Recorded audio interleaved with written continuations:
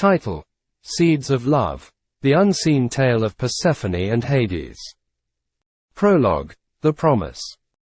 In the realm of the gods, where time and space held no dominion, two brothers met under the cover of a starless night.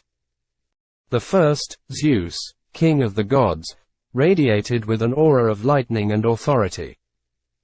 The second, Hades, lord of the underworld, was a figure of solemnity, his presence as deep and mysterious as the realm he ruled. They stood on the precipice of Mount Olympus, overlooking the world of mortals. Their meeting was clandestine, away from the prying eyes of the other gods and goddesses. The air was thick with tension, the silence only broken by the occasional rumble of thunder. "Hades," Zeus began, his voice echoing through the stillness. "I have a proposition for you." Hades turned to his brother, his dark eyes unreadable. "Speak, then." Zeus took a deep breath, his gaze fixed on the world below.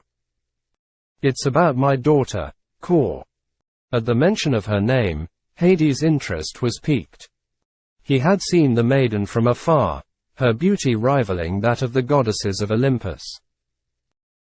But he had kept his distance, knowing the protective nature of her mother, Demeter. "I know of your interest in her," Zeus continued, his voice steady.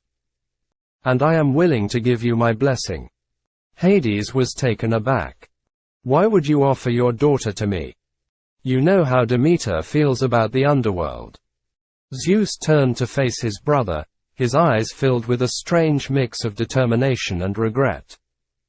"I see the way she lives, like a bird in a gilded cage. Demeter's love for her is smothering. She needs freedom, a chance to live her own life. And you believe that life is with me?" Hades asked, skepticism lacing his words. "I believe," Zeus said, his voice firm, "that you can offer her a life away from Demeter's overbearing love. A life where she can be herself." Hades was silent for a moment, contemplating his brother's words. Finally, he nodded. "Very well. I accept your proposition." And so, under the starless sky, a promise was made. A promise that would change the lives of the gods and goddesses forever, setting in motion a tale of love, defiance, and resilience. A tale of a girl named Kor, and the lord of the underworld, Hades. Part 1. The Cage of Love. In the heart of the world above, where the sun painted the sky with hues of gold and the earth bloomed with life, there resided a maiden of unparalleled beauty. Her name was Kor, the cherished daughter of Demeter, the goddess of harvest and fertility. Her beauty was a mirror of the world she inhabited, a reflection of the vibrant life that thrived under her mother's care. Her hair, dark as the richest soil, cascaded down her shoulders, framing a face that held the freshness of spring and the warmth of summer. Her eyes, a brilliant green, held a depth that rivaled the deepest forests, and her smile, it was as radiant as the morning sun. Yet, beneath this surface of beauty and grace, there was a longing. A longing for something more, something beyond the confines of her mother's protective gaze. For Demeter, in her boundless love for her daughter, had built around Kor a cage. It was not a cage of iron or wood, but one of overprotection and control. It was a cage woven from the threads of maternal love, a cage that, while filled with warmth and care, stifled Kor's spirit. Kor loved her mother dearly, her heart filled with gratitude for the love and care she received. But she was a young woman, her heart brimming with dreams and desires that reached beyond the fields and forests she had always known. She longed to explore the world, to meet new people, to experience adventures that were her own. She yearned for a life that was not dictated by her mother's fears and anxieties. But, despite her yearning, Kor was dutiful. She assisted her mother in nurturing the earth, ensuring that the world remained a haven of fertility and growth. Her connection with nature was profound, her spirit resonating with the creatures of the earth. They adored her, recognizing in her a kindred spirit, a guardian of the natural world. Yet, Even amidst this harmony, a part of Kor felt confined, her spirit fluttering against the bars of her gilded cage, yearning for freedom. Every night, under the blanket of the star-studded sky, Kor would retreat into her dreams. She would imagine a suitor, brave and bold, who would see the longing in her eyes and offer her the freedom she craved. She would envision herself breaking free from her cage, her spirit soaring high above the world she knew, exploring the vast expanse of the unknown. But every dawn brought her back to reality. She would wake up in the same room, in the same house, under the same protective gaze of her mother. The suitors came and went, their proposals of marriage falling on deaf ears as Demeter turned each one of them away. And so, Kor's life became a cycle of yearning and disappointment, her dreams of freedom remaining just that, dreams. Yet, Kor was not one to surrender. She held on to her dreams with a tenacity that mirrored her mother's love. She nurtured them, much like the seeds she planted in the earth, with patience and hope. She believed that one day, her dreams would bear fruit, that one day, she would break free from her cage and live a life of her own choosing. As the days turned into weeks, and weeks into months, Kor's dreams remained alive, flickering like a candle in the dark, guiding her through her days of longing and nights of hope. Unbeknownst to her, the winds of change were stirring, and her life was about to take a turn she had only dared to dream of. But for now, Kor remains in her cage of love, her spirit yearning for freedom, her heart beating with the rhythm of hope. Part 2. The Arrival of the Dark Prince. The sun was high in the sky, casting a warm golden glow over the meadow where Kor, the daughter of Demeter, was picking flowers. The vibrant colors of the blossoms contrasted starkly with her own ethereal beauty, her skin as fair as the petals of the lilies she held, her hair as dark as the heart of the roses. Her eyes, a deep, mesmerizing green, were filled with a longing that the beautiful scenery around her could not quench. Kor was a creature of light and life, yet she felt trapped. Her mother, Demeter, was loving but overprotective, keeping her under constant watch. She was like a bird in a gilded cage, surrounded by beauty but yearning for freedom. She longed for adventure, for a chance to explore the world beyond her mother's watchful gaze. She dreamed of a life where she could make her own choices, where she could be her own person. As she moved through the meadow, her thoughts were interrupted by a sudden tremor. The ground beneath her feet shook violently, causing her to stumble and drop her basket of flowers. Fear gripped her as she looked around, trying to understand what was happening. Then, before her very eyes, a sinkhole opened up in the earth, and from its depths emerged a grand carriage. The carriage was a sight to behold, a masterpiece of craftsmanship. It was made of obsidian, its surface gleaming in the sunlight. It was pulled by 4 magnificent ebony stallions, their coats shining like polished jet.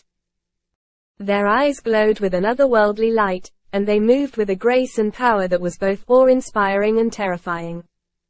The door of the carriage swung open, and out stepped a man. He was tall and imposing, his presence commanding the attention of all who beheld him.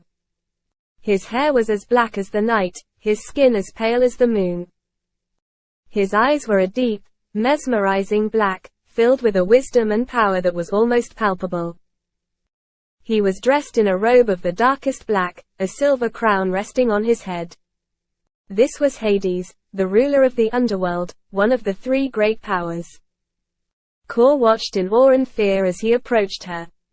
She had heard tales of Hades, of his power and his kingdom. She had heard stories of the fear he instilled in both mortals and gods. Yet as he stood before her, extending a hand in her direction, she saw no malice in his eyes.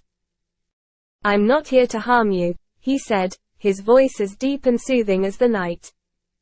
"The truth is, I think you are very beautiful and was wondering if you would like to see my kingdom." His words took her by surprise. She looked into his eyes, searching for any sign of deceit, but found none. There was a sincerity in his voice, a gentleness in his gaze that she had not expected. She was hesitant, aware of the stories about Hades and his kingdom. But there was also a part of her, a part that longed for freedom, that was intrigued by his offer. With a nod of her head, she agreed to his proposal. As Hades helped her to her feet, she felt a sense of excitement mixed with fear. She was about to embark on a journey to a place few had seen and returned from. But for the first time in her life, she felt like she was making a choice for herself, stepping out of the cage her mother had built around her. As she climbed into the carriage, she cast one last look at the meadow, at the life she was leaving behind. She didn't know what awaited her in the underworld, but she was ready to face it. She was ready to start a new chapter in her life, a chapter where she was not just Demeter's daughter, but her own person. Little did she know, this decision would change her life forever. Part 3. The Kingdom of Shadows. Kor's first glimpse of the underworld was a revelation.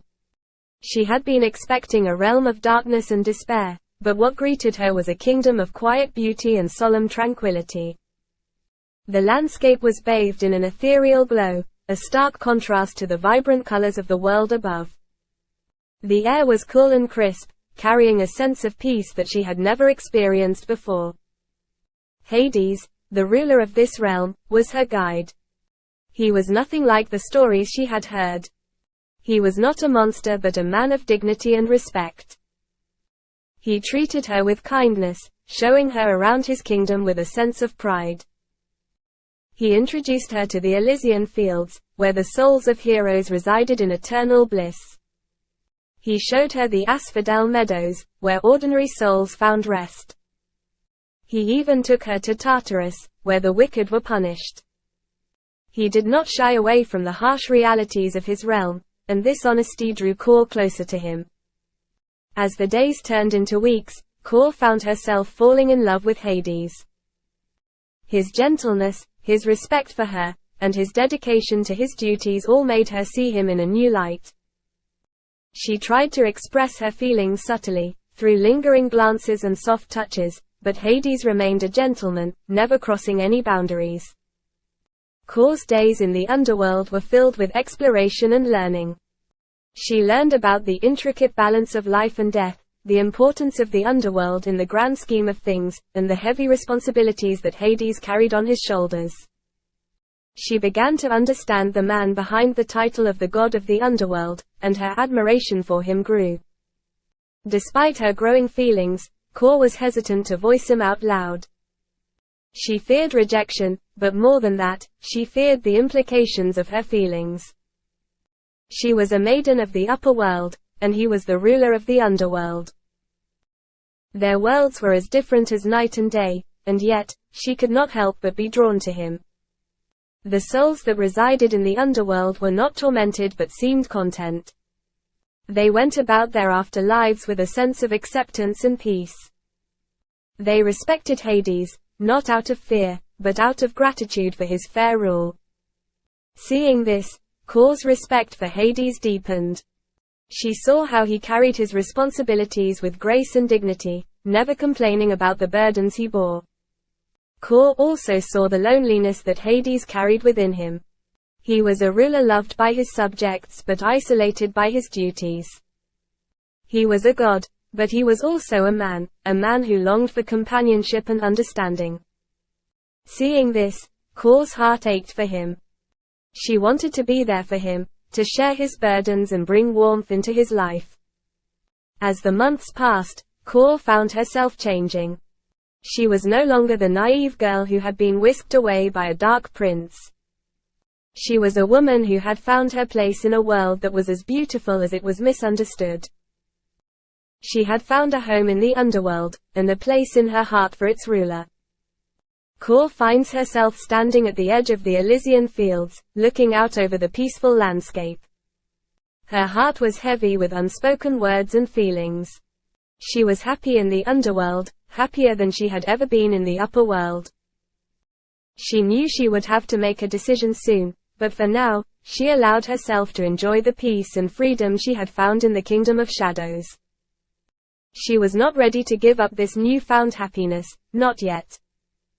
She wanted to stay, to explore this world and the feelings she had for its ruler. But she knew that the time would come when she would have to make a choice. And when that time came, she would be ready. Part 4. The Proposal. The underworld, a realm of shadows and secrets, had become Kor's sanctuary. 6 months had passed since she'd first stepped into Hades' grand carriage, and each day she found herself falling deeper into the enigmatic charm of the underworld and its ruler. Hades was nothing like the stories she'd heard. He was not a monster but a misunderstood prince, a figure of darkness who had offered her a freedom she'd never known. Kor found solace in the dark gardens of the underworld, a place where the flowers bloomed with an ethereal glow, their beauty enhanced by the darkness that surrounded them. It was a stark contrast to the vibrant, sun-kissed field she'd known, but it was a contrast she'd come to appreciate. The flowers here bloomed in defiance of the darkness, just as she had found her freedom in a place many feared. As she wandered through the garden, her fingers gently tracing the petals of a midnight bloom, she heard the echo of voices from the palace. One was deep and resonant, a voice she'd come to associate with comfort and safety, Hades. The other was powerful and thunderous, a voice that sent a shiver of apprehension down her spine, Zeus, her father. Curiosity piqued and heart-pounding, Kor followed the voices, her feet leading her towards the grand throne room. She paused at the entrance, hidden behind a towering pillar, her breath hitching as she listened to the heated exchange. "You can't have her, she does not wish to return and I will not force her brother," Hades' voice echoed in the vast room, his tone firm and unyielding. "Besides, you already agreed I could propose to her beforehand." The words struck Kor like a lightning bolt, leaving her breathless. Hades wanted to marry her. A rush of joy surged through her, warming her from the inside out. But the joy was swiftly replaced by a wave of fear as the implications of her father's presence dawned on her. They were going to force her to return to the surface, to the cage she'd been so desperate to escape from. A whirlwind of emotions raged within her. She loved Hades, more than she'd ever thought possible. The thought of leaving him, of leaving the freedom she'd found in the underworld, was unbearable. But could she really defy Zeus, the king of the gods? Tears welled up in her eyes, blurring her vision. She felt torn between her love for Hades and the fear of her father's wrath. But as she stood there, hidden in the shadows, she realized that she had a choice. She could choose to return to her mother's overbearing love and the life she'd always known, or she could choose to stay with Hades, to embrace the freedom and love she'd found in the underworld. The decision was not easy, but as she wiped away her tears, a newfound determination filled her. She would not be forced back into her cage. She loved Hades, and she wanted to stay with him. She would stand up to Zeus, to her father, and declare her choice. With a deep breath, Kor stepped away from the pillar, her heart pounding in her chest. She walked towards the throne room, her steps echoing in the silent hallway. As she reached the grand doors, she paused, gathering her courage. This was it. She was about to defy the king of the gods, to declare her love for Hades and her desire to stay in the underworld. She had no idea what the consequences would be, but she knew one thing for certain, she would not be forced into a life she didn't want. With a final deep breath, Kor pushed open the grand doors, stepping into the throne room. Her eyes met Hades, his surprise evident. But there was no turning back now. She was ready to fight for her freedom, for her love. And with the echoes of the heated argument still lingering in the air, Kor prepared to make her stand, her heart filled with love for Hades and a fierce determination to choose her own path. She stands tall in the throne room, ready to face whatever comes next. Part 5. The Defiance. Kor's heart pounded in her chest like a wild drum, echoing the rhythm of her hurried footsteps against the cold, stone floors of the palace. Her mind was a whirlwind of thoughts, her emotions a tempest. She had overheard the conversation between Hades and her father, Zeus. The words, "He wants to marry me," echoed in her mind, filling her with a joy she had never known. But the joy was quickly overshadowed by the implications of the conversation. "They are going to force me to go home," she thought, her heart sinking. The thought of leaving Hades, leaving this place she had come to call home, was unbearable. She arrived at the entrance of the throne room, her breath hitching as she prepared herself for the confrontation. The grand doors loomed before her, a physical barrier between her and the two most powerful beings in existence.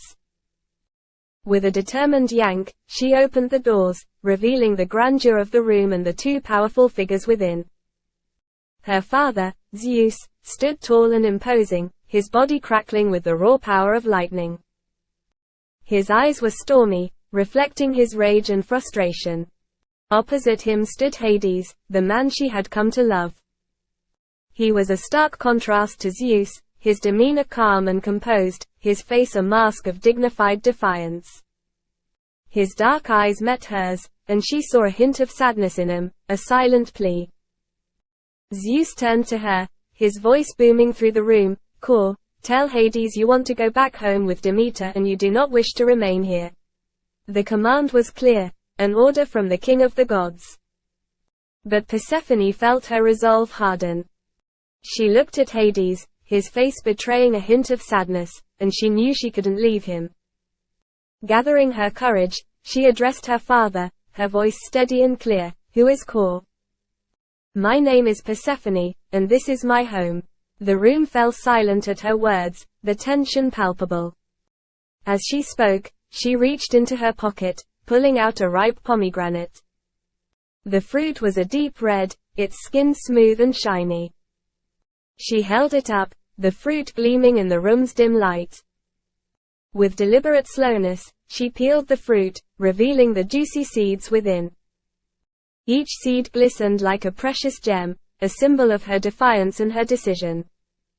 She placed 6 seeds in her mouth, a symbolic act that would bind her to the underworld and to Hades. The room remained silent as she chewed and swallowed, the deed done. Hades and Zeus watched her, both stunned into silence. Zeus, realizing his daughter's defiance, was initially furious.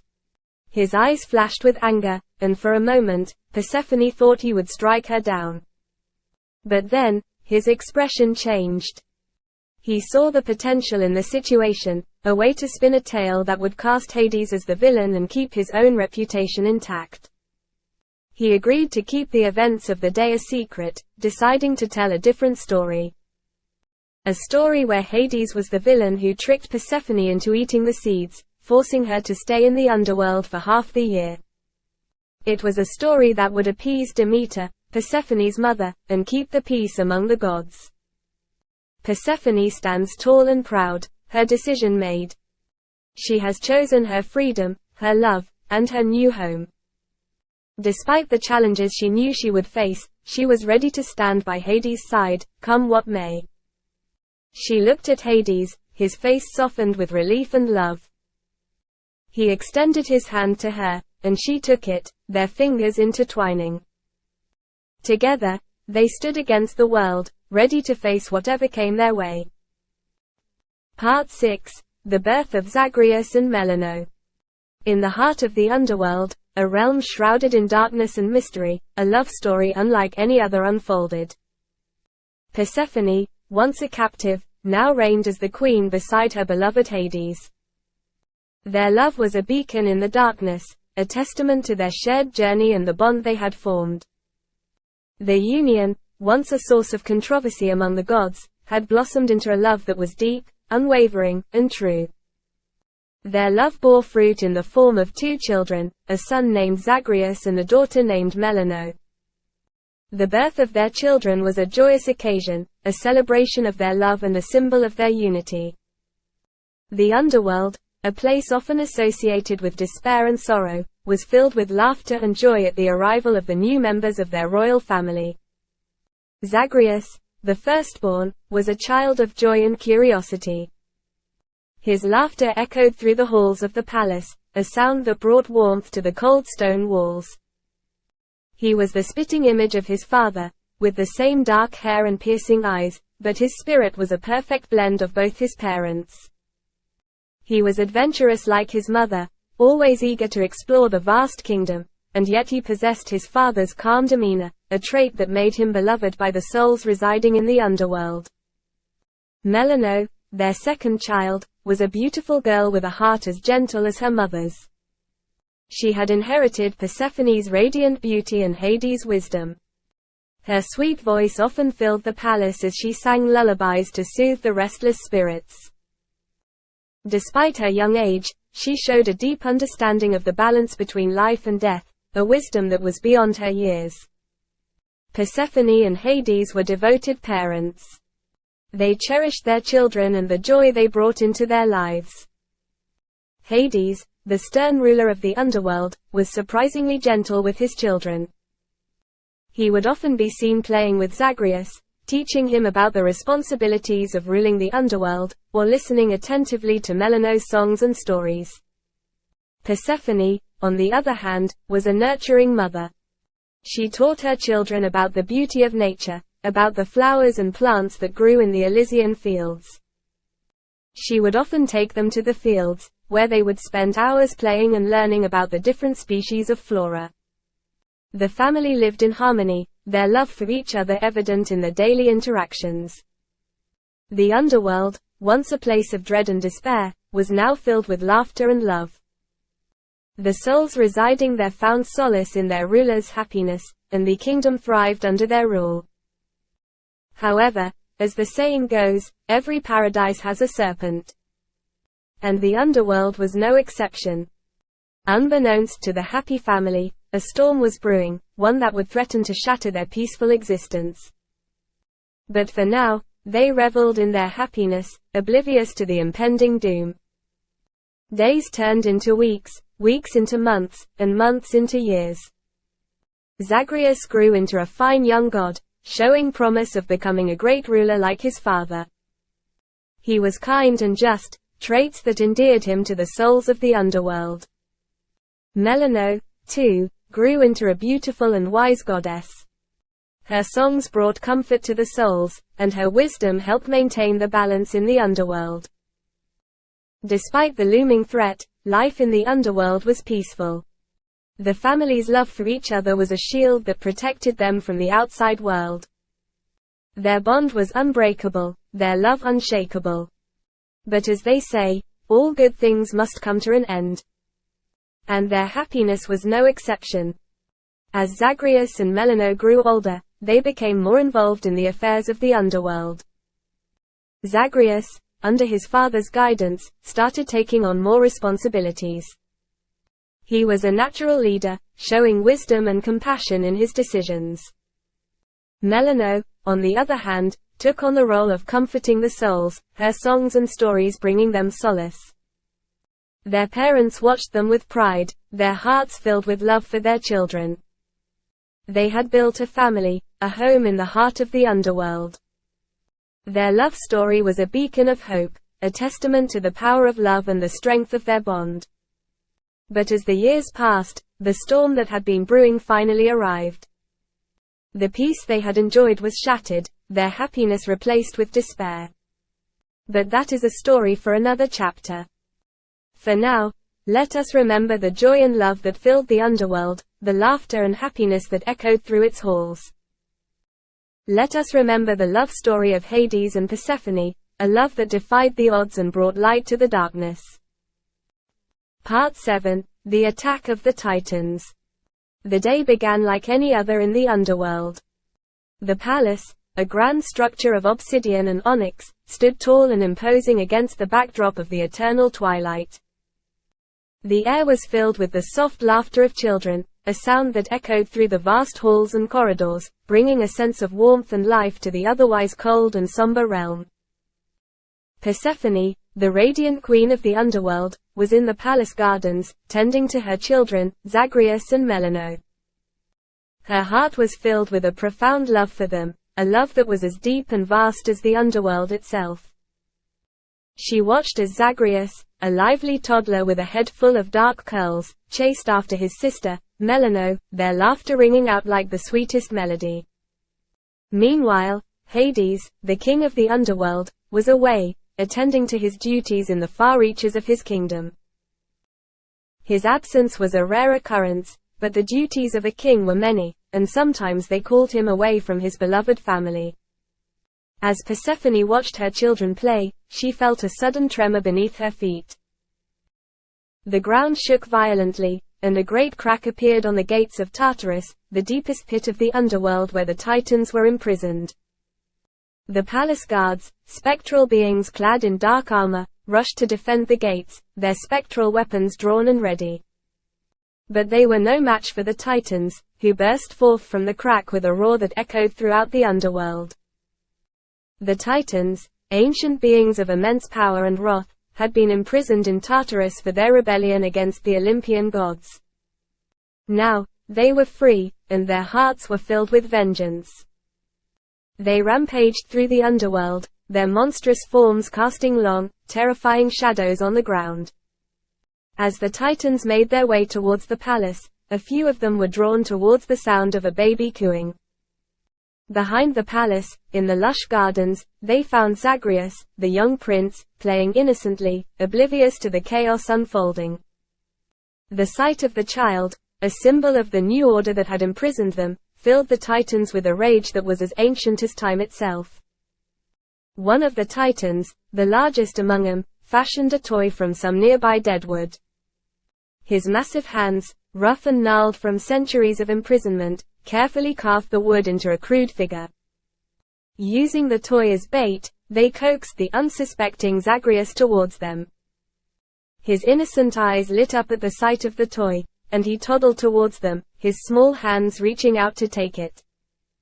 As Zagreus reached out to take the toy, the Titan struck him violently. The blow was so powerful that it sent the young prince flying, his small body crashing onto the ground. The blow would have killed a mortal instantly. But Zagreus was a god, and he survived, albeit barely. His body, however, was broken and battered, and his cries of pain echoed through the gardens, reaching the ears of his mother and sister. The moment of reprieve was brief. The Titans descended upon the young prince, their laughter echoing through the underworld as they played the cruel game. They pulled at his limbs, their monstrous strength tearing his small body apart. Zagreus's screams of pain filled the air, a chilling symphony of agony that echoed through the palace. Persephone, her heart filled with terror, rushed towards the source of the screams. Her feet carried her across the gardens, her dress billowing behind her as she ran. But nothing could have prepared her for the sight that awaited her. Her son, her precious Zagreus, was lying on the ground, his body torn apart by the Titans. His once vibrant eyes were now lifeless, and his laughter was replaced by an eerie silence. Melano, who had followed her mother, was struck by the sight of her brother's mutilated body. The horror of the scene seeped into her young mind, twisting and turning it until she was driven to madness. Her dreams were filled with terrifying images of the Titans and her brother's death, images that would later make her the goddess of nightmares. As the Titans left, satisfied with their revenge, Persephone cradled what was left of her son, her tears falling on his lifeless body. Her cries of anguish filled the underworld, a haunting lament that echoed through the vast realm. The underworld, once filled with laughter, was now filled with the sounds of a mother's grief. The day that had begun like any other had ended in tragedy, leaving the underworld forever marked by the loss of its young prince. Part 8. The Slaughter and the Mourning. Hades, the lord of the underworld, returned to his kingdom after a long journey. His heart was light, filled with anticipation to see his beloved wife, Persephone, and their 2 children, Zagreus and Melano. The underworld, often perceived as a place of darkness and despair, had become a home filled with love and laughter for him. However, as he approached the grand obsidian gates of his palace, an unsettling chill ran down his spine. The air was heavy, and the usual lively chatter of the souls in his kingdom was eerily absent. His ebony stallions, sensing their master's unease, quickened their pace. As they entered the palace grounds, Hades was met with a horrifying sight. The bodies of the Titans, colossal beings of immense power, lay strewn about. Their lifeless forms were a stark contrast to the vibrant palace gardens, their blood seeping into the ground, tainting the flowers with an ominous hue. His heart pounded in his chest as he leaped off his carriage, his mind racing with the worst possible scenarios. The palace, once a symbol of his power and authority, now felt like a tomb. He rushed through the grand halls, his footsteps echoing ominously. Then he heard it, a heart-wrenching wail that echoed through the halls. It was a sound he knew all too well, Persephone. He followed the sound, each step heavier than the last, until he found her in the courtyard. His breath hitched as he took in the sight before him. Persephone, the goddess of spring and his beloved wife, was cradling the lifeless body of their son, Zagreus. Her beautiful face was etched with grief, her eyes, usually vibrant and full of life, were empty. Hades fell to his knees beside her, his own grief mirroring hers. He reached out, his hand trembling, to touch his son. Zagreus, their little boy, lay still and cold. His once rosy cheeks were pale, his eyes closed, as if he were merely sleeping. But Hades knew the truth. He held Persephone close, their tears mingling as they mourned the loss of their son. Meanwhile, their daughter Melano, who had witnessed the brutal attack on her brother, was sequestered in her chambers. The once lively and curious girl was now silent, her eyes vacant. She was plagued by nightmares, her once innocent dreams replaced by visions of her brother's death. Her transformation into the goddess of nightmares and madness was both swift and tragic, a direct result of the trauma she had experienced. Days turned into weeks, and the underworld was shrouded in an unending sorrow. The once vibrant gardens wilted, the souls of the dead wandered aimlessly, and the palace was filled with a deafening silence. Hades and Persephone, once a symbol of love and unity, were now a picture of shared grief and loss. They moved like specters in their own home, their hearts heavy with the pain of their loss. Hades, in his grief, found himself wandering the underworld, his mind filled with memories of Zagreus. He remembered his son's laughter, his curious eyes, and the way he would cling to Hades whenever he returned from his duties. Each memory was a sharp stab to his heart, a painful reminder of what he had lost. Persephone, on the other hand, found solace in the gardens. She would spend hours talking to the flowers, as if they could bring her son back. She would tell them stories of Zagreus, of his first steps, his first words, and how he would always sneak into the kitchen to steal pomegranates. The loss of Zagreus was a wound that cut deep, a pain that would forever be etched in their hearts. Their kingdom, which was once filled with joy and laughter, was now a place of mourning. But in their grief, they found strength in each other. They held on to each other, their love serving as a beacon of hope in their darkest hour. As the chapter closes, Hades and Persephone stand together, looking out over their kingdom. Their faces are etched with sorrow, but there is a determination in their eyes. They had lost their son, but they would not let his death be in vain. They would honor Zagreus, remember him, and keep his memory alive. And in doing so, they would find a way to heal, to move forward, and to bring life back to their kingdom. Part 9. The Rebirth of Zagreus. Zeus, the king of the gods, sat on his throne in Olympus, his mind filled with turmoil. The cries of his daughter, Persephone, echoed through the cosmos, a haunting melody of despair that tugged at his heart. Her pain was so profound that it reverberated through the divine connection they shared, a bond that linked the hearts of father and daughter. Each sob, Each tear that fell from her eyes was a stab of guilt in his heart. He had played a part in the tragic events that unfolded, and the weight of that responsibility bore heavily on him. With a sigh, Zeus rose from his throne, his face set in a grim expression. He extended his hand, and a portal to the underworld materialized before him. He stepped through, his divine presence concealed to avoid alerting Hades or Persephone. The underworld greeted him, a realm so starkly different from his own. The air was heavy with sorrow, and the echoes of Persephone's heart-wrenching sobs filled the silence. He found Persephone huddled on the ground, her body racked with sobs.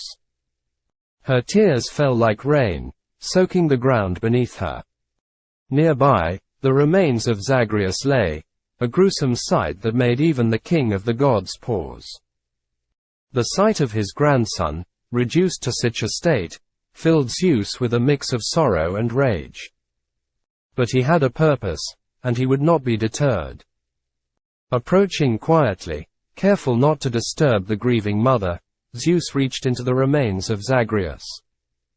His hand, usually filled with the power of thunder and lightning, was gentle as he retrieved the small, still heart. It was a chilling sight, the heart of a child, cold and lifeless. But Zeus was resolute. He held the heart in his hand, a symbol of the life that had been so cruelly snuffed out. With the heart in his possession, Zeus returned to Olympus. He stepped through the portal, leaving the gloomy underworld behind. The throne room of Olympus was a stark contrast to the underworld. Here, the air was filled with the scent of ambrosia and nectar, the divine essence of the gods. In the center of the room, Zeus began a divine ritual. He took the heart and crushed it into a glass. The heart disintegrated, turning into a fine powder that glowed with a soft, ethereal light. To this, he added ambrosia, the food of the gods, and a few drops of achor, the golden blood of the gods. The mixture glowed brighter, a beacon of divine magic. Zeus then approached Semele, his mortal consort. He presented her with the vial, instructing her to drink it. Semele, taken aback by the suddenness of his request, looked into his eyes. She saw a determination there, a resolve that she had rarely seen. Trusting in Zeus, she took the vial and drank the mixture. It was sweet, like honey, with a hint of something she couldn't quite place. Time passed, and Semele became pregnant. It was a surprise, as Zeus had not lain with her in recent years. Yet, the child grew within her, a divine spark in a mortal womb. When she gave birth, it was to a boy with a divine aura. They named him Dionysus. Unbeknownst to them, the boy was the reincarnation of Zagreus. He carried with him the memories and essence of the underworld prince. He was a child of two worlds, a bridge between Olympus and the underworld. As Zeus looked at the newborn Dionysus, a sense of hope filled his heart. Perhaps, in this child, the wounds of the past could begin to heal. Perhaps, in him, they could find a way to move forward. Part 10. The Dual God. In the heart of Olympus, a child was born. His name was Dionysus, the son of Zeus and Semele. His birth was celebrated with great fanfare, the gods and goddesses reveling in the arrival of a new deity. Dionysus was a god of wine and revelry, his very existence a testament to joy and celebration. Yet, within him, there was a piece of another world, another life. A life that belonged to Zagreus, the prince of the underworld. As Dionysus grew, he began to experience flashes of a past life. Images of a dark, yet beautiful kingdom filled his dreams. He heard the echoes of a woman's lullaby, her voice filled with warmth and love. He felt the phantom pain of a brutal death, a memory that made him wake up in cold sweat. These were not just dreams, They were memories. Memories of a life lived as Zagreus. The memories were confusing at first. Dionysus couldn't understand why he was seeing images of the underworld, why he could hear the lullabies of a woman he didn't know. But as he grew older, he began to understand. He was not just Dionysus, he was also Zagreus.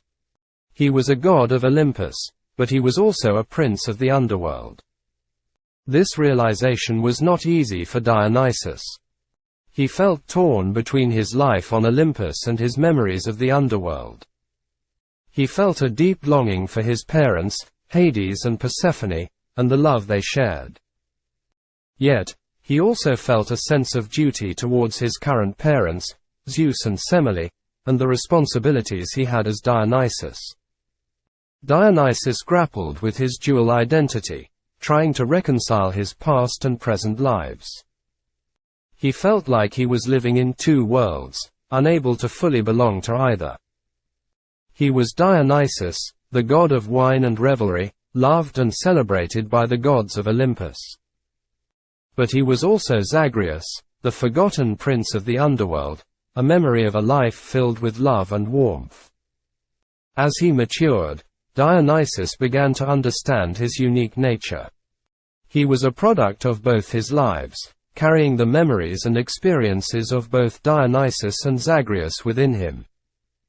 He was a bridge between Olympus and the underworld, a unique entity that belonged to both realms. With this understanding, Dionysus learned to embrace his dual identity. He carried the love and lessons from his past life into his current one, using them to shape his actions and decisions. He was both Dionysus and Zagreus, and each identity brought its own strengths and experiences. Dionysus found strength in his past as Zagreus. He remembered the love of his parents, Hades and Persephone, and used it as a guiding force in his life. He remembered the beauty of the underworld, the respect and love the souls had for Hades, and strived to earn the same respect on Olympus. As Dionysus, he brought joy and celebration to Olympus. He was a god of revelry, his very presence a testament to joy and happiness. He was loved by the gods and goddesses, his jovial nature a welcome presence in the often serious and formal Olympus. By accepting his dual identity, Dionysus became a unique entity among the gods. He was a god of Olympus and a prince of the underworld. He was Dionysus and Zagreus, a testament to the power of love and resilience.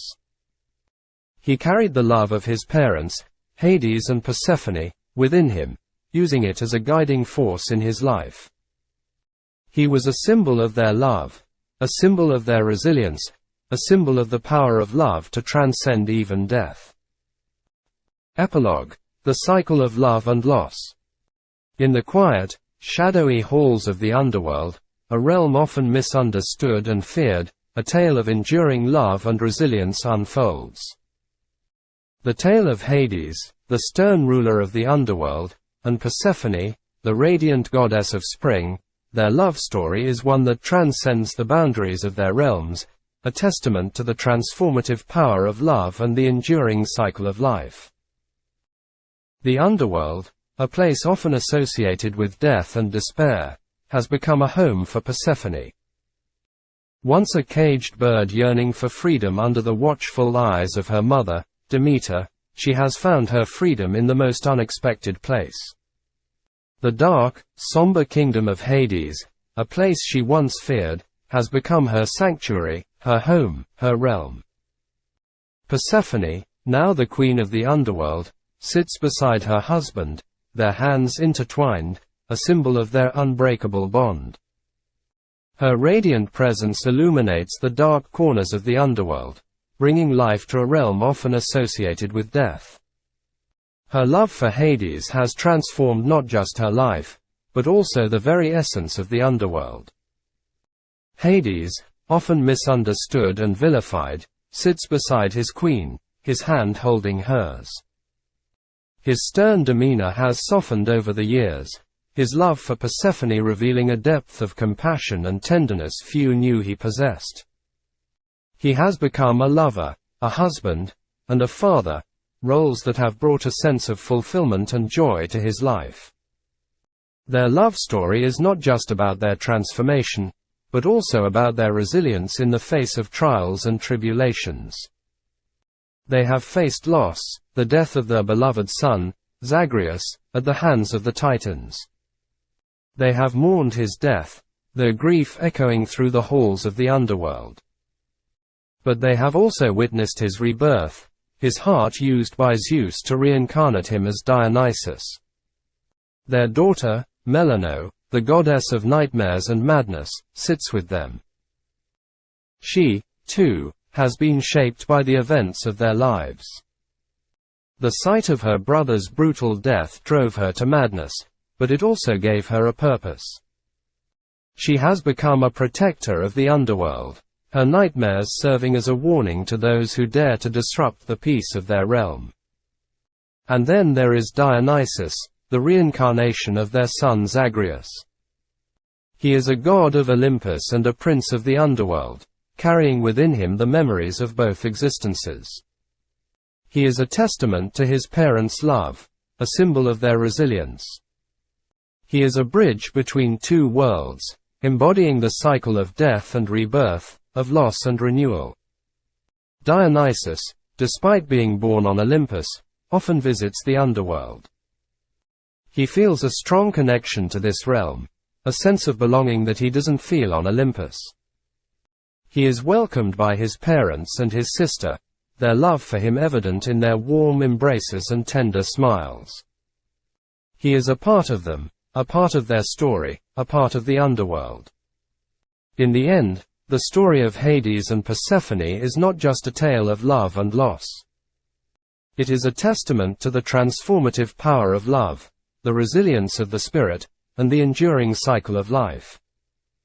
It is a reminder that even in the darkest corners of the underworld, love can bloom, and from the greatest tragedies, new life can emerge.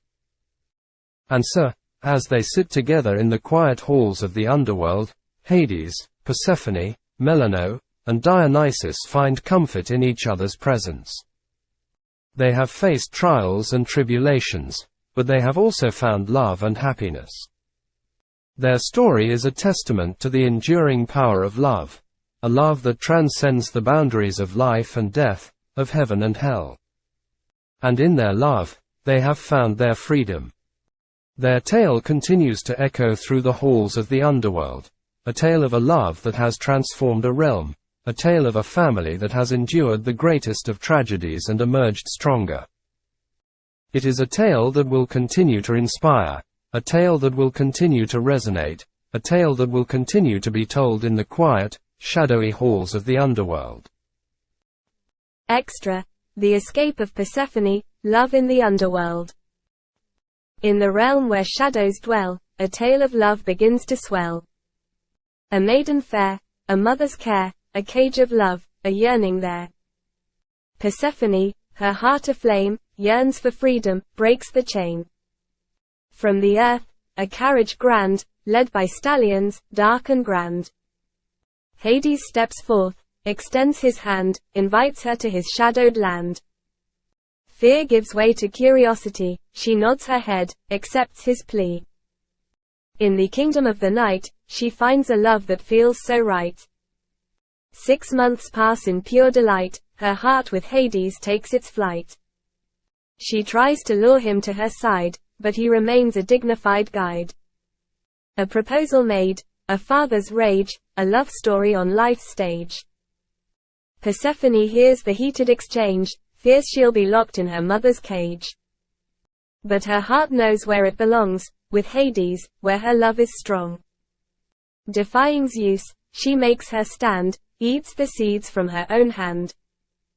Declares her love for Hades' land, I am Persephone, her voice grand. Zeus concedes, the truth concealed, a villain's role for Hades sealed. Years pass by, their love endures, 2 children born, their bond secures. Zagreus and Melano, their love for them pure and sure. In each other's arms, they find their home, in the underworld, where shadows roam. But tragedy strikes, the Titan's wrath, Zagreus in the destructive path. Persephone weeps, Hades wrath, Melano descends into madness bath. Their sun is gone, their hearts are torn, in the underworld, a grief is born. Zeus, moved by his daughter's pain, retrieves Zagreus's heart, not in vain. Reincarnates him in Semele's womb, Dionysus from the ashes bloom. A dual god, memories twine, a testament to love divine. In the cycle of love and loss, they find strength in the chaos. Persephone, Hades, their love and boss, in the underworld, they are the boss. Their tale of love, a beacon bright, in the realm of eternal night. Epilogue sings in verses sweet, of love that knows no defeat. In the halls of the underworld, where shadows and light meet. Hades, Persephone, Melano, Dionysus, their tale complete. A tale of love, of loss, of life, of a husband, a wife. Of a daughter, a son, of a strife, of an enduring love rife. In their love, they find their freedom, in the underworld, their kingdom. Author's notes. Author, ChatGPT. Co-author, Stygian Styx.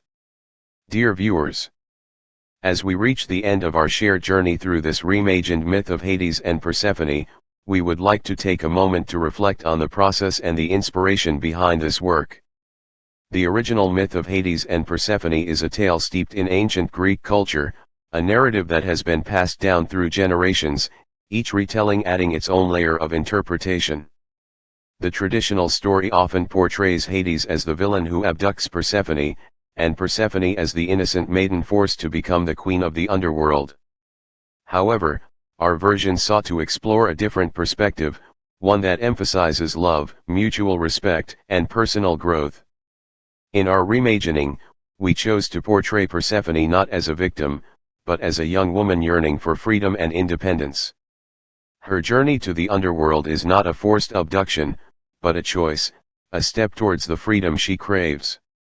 Hades, often vilified in traditional interpretations, is presented here as a misunderstood figure, a dignified ruler who respects Persephone's autonomy and treats her with kindness and respect. The addition of their children, Zagreus and Melano, and the subsequent tragedy they face, further deepens the complexity of their relationship.